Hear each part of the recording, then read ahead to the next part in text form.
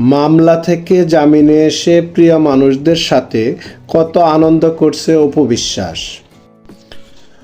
অনেক আত্মহারা হয়ে উঠেছে এবং নতুন কাজে ফিরছেন অপু বিশ্বাস।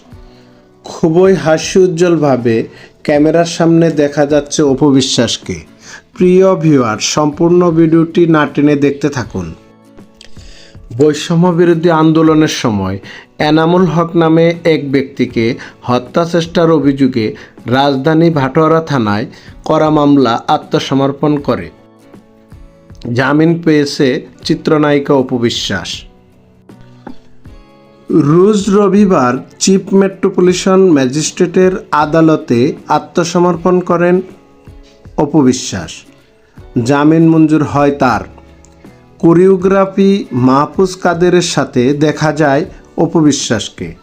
তাকে খুব হাস্যোজ্জ্বলভাবে দেখা যাচ্ছিল। ঢালিউড কুইন অপু বিশ্বাস বড় একটা সমস্যা থেকে পার পেয়েছে।